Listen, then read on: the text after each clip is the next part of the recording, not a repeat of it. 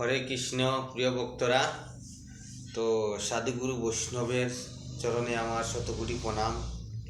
তো প্রণাম রেখে আমি ছোট্ট করে একটা ভিডিও বানাবো।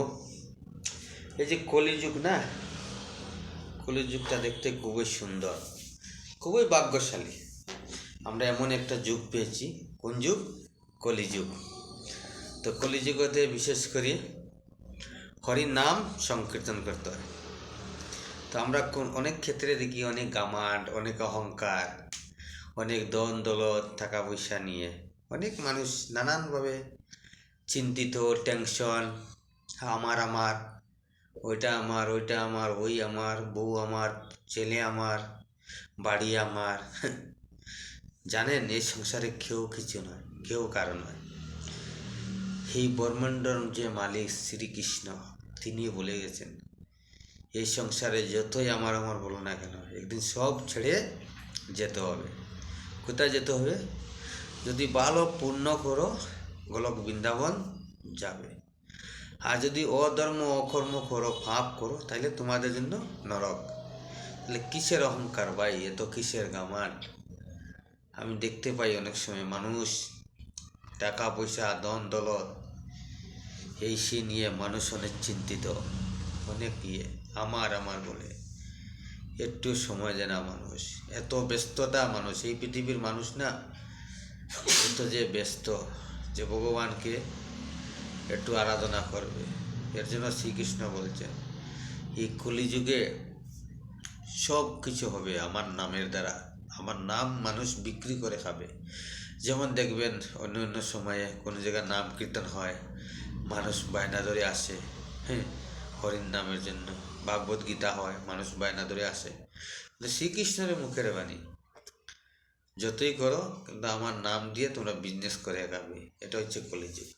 আর এমন এক ভাগ্যর যুগ আমরা পেয়েছি না, কলিযুগ।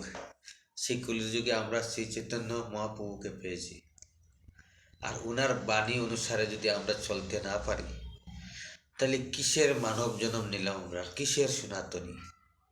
সনাতন ধর্মে জন্মগ্রহণ করে যদি আমি আমার গোবিন্দকে যদি বুঝতে না পারলাম, তাহলে ওইটা কিসের সনাতনী? আর কিসের তুমি হিন্দু বলো ভাই? এখনো সময় আছে। সবদেরকে বলি একবার হরে কৃষ্ণ বলো, আর যত পাপ পুণ্য হয়েছে না সব নাশ করে দেবে শ্রীকৃষ্ণ, যদি সঠিক মার্গ, সঠিক রাস্তায় তোমরা যেতে পারো। এর জন্য বলছি সবাই একবার আমার সাথে বলো হরে কৃষ্ণ কৃষ্ণ কৃষ্ণ হরে হরে, হরে রাম রাম রাম হরে হরে। এই জন্য সৎসঙ্গ ধরতে হবে, সদ্গুরুর সঙ্গ ধরতে হবে। তাই তুমি সঠিক মার্গ পাবে, সঠিক রাস্তা দেখতে পাবে। আমিও ছিলাম এমন সময় আপনাদের মতো। আমার জীবনে অনেক ছিল দুঃখে ভরা, বেদনা, কিন্তু শ্রীকৃষ্ণ ভগবানের দ্বারা আর আমার গুরুদেবের দ্বারা আমি যাই হোক একটু করতে পারছি। এই জন্য আমিও ছিলাম এইভাবে। একদিন সময় গেলে সময় পাবে না।